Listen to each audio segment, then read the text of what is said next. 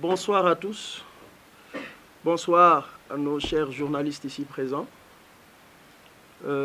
Bonsoir aussi à nos frères et membres du collectif pour la sauvegarde des intérêts de Saly, tout comme à tous ceux qui nous suivent de près comme de loin.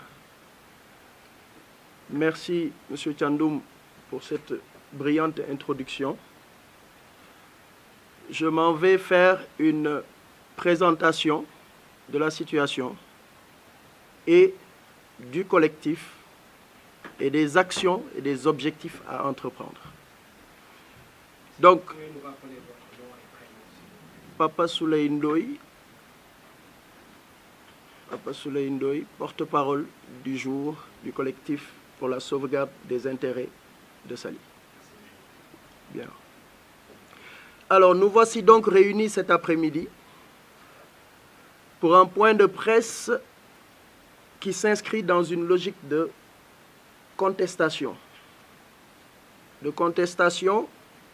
et d'action face à un phénomène qui a toujours attiré notre attention et suscité moult inquiétudes auprès de la population de Saly, que nous représentons ici cet après-midi. Ce phénomène, c'est la gestion nébuleuse et sectaire de nos ressources foncières par la SAPCO. Pour rappel, depuis 1984 que la SAPCO s'est installée dans cette ville, sa gestion de nos ressources foncières a toujours posé problème. Même si des voix et des mouvements de contestation se sont par moments élevés, avec des solutions tout au moins décidées en catimini, on constate que la question est demeurée tout entière jusqu'à nos jours.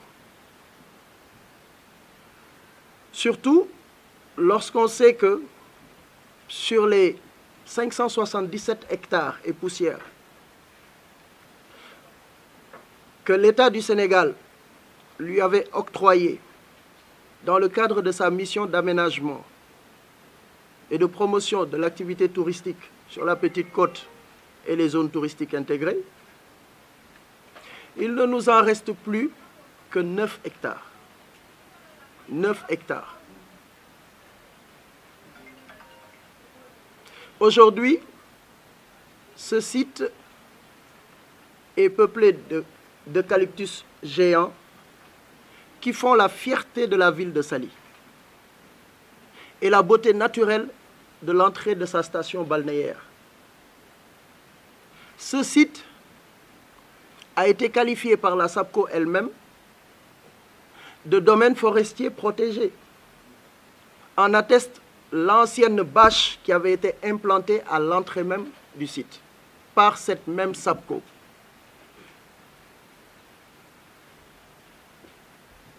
Alors, telle a été notre surprise à nous, un beau jour, de constater des ouvriers qui s'affairaient à abattre ces mêmes arbres d'eucalyptus et de voir de nouveaux chantiers, de maisons, de construction surgir progressivement de terre. Ce constat nous a interpellés, tout un chacun d'entre nous ici. Mais au-delà de nous, toute la population de Saly et même des visiteurs qui passent devant le site. Alors trop, c'est trop. Trop, c'est trop. L'heure est venue de se pencher sérieusement et durablement sur cette question. La question de la gestion de nos ressources foncières, la question de la mission de la SAPCO dans cette ville de Saly.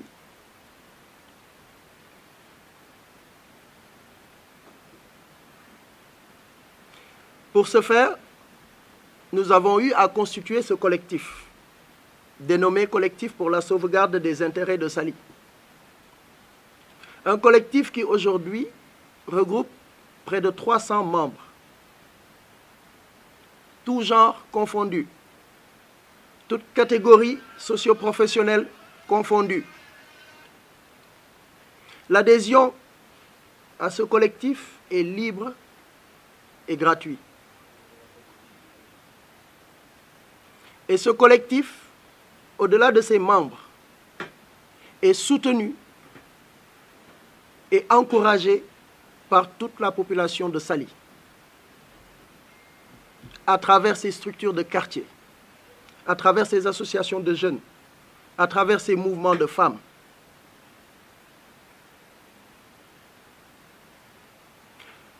Il a été mené quelques actions dont on peut citer la dernière manifestation sur le site même, avec peut-être un peu plus de fougue, une manifestation spontanée, mais qui a eu le mérite d'éveiller les esprits, qui a eu le mérite d'attirer l'opinion publique sur la question de la gestion foncière de la SAPCO à Saly. S'en est suivi une déclaration que les médias ont pu relayer et qui nous ont valu des retours assez encourageants. Ce qui nous réconforte dans la noblesse de cette cause.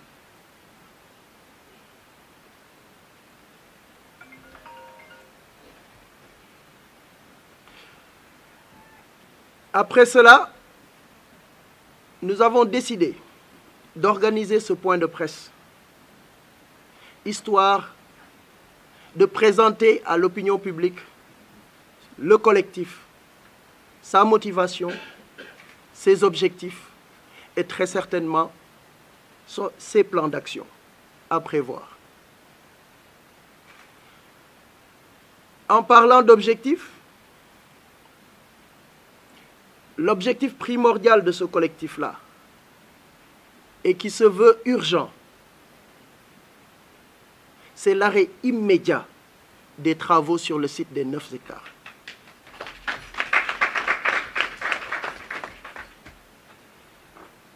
C'est la cessation de l'abattage des eucalyptus.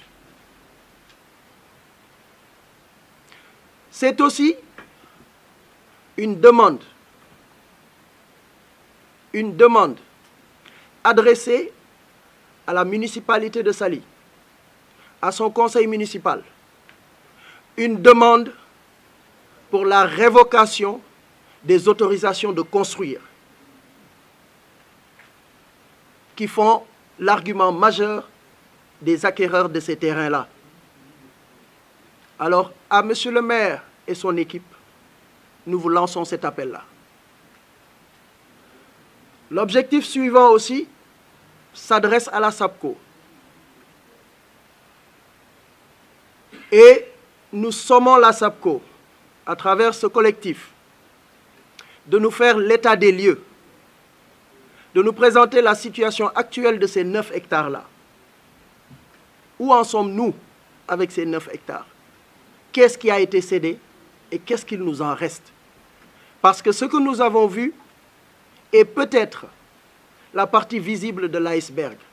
C'est peut-être, pour coller au contexte, l'arbre qui cache la forêt. Alors qu'est-ce qu'il y a d'autre à apprendre sur ça? Et nous leur demandons des comptes. D'autant plus que le contrôle citoyen est un droit constitutionnel consacré. Nous exigeons des comptes.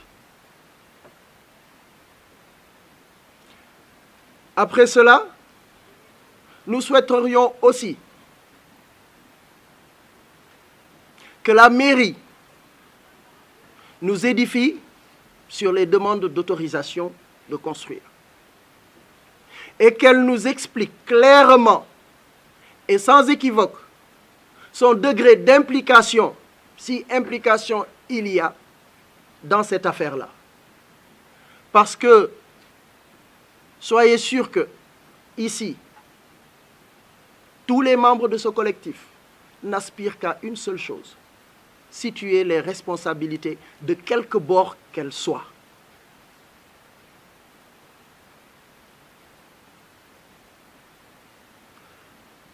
Alors, nous avons prévu toute une série de manifestations, nous avons prévu toute une série de démarches, et pour ça, administratives, juridiques, sociales et environnementales. Et nous comptons bien les mener jusqu'au bout. Le jeu en vaut la chandelle. Il s'agit du patrimoine de Saly. Il s'agit des intérêts de la ville de Saly. Et pour ça, pas moyen de transiger.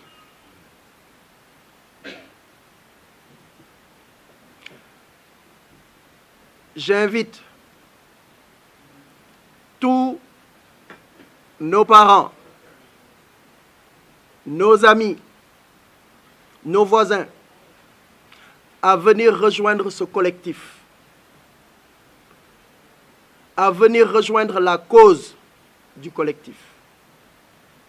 Toutes les ressources humaines, de quelque profession qu'elles soient, car nous avons besoin de l'aide et de l'apport de tout le monde pour gagner ce combat qui n'est pas des moindres. Qui n'est pas des moindres.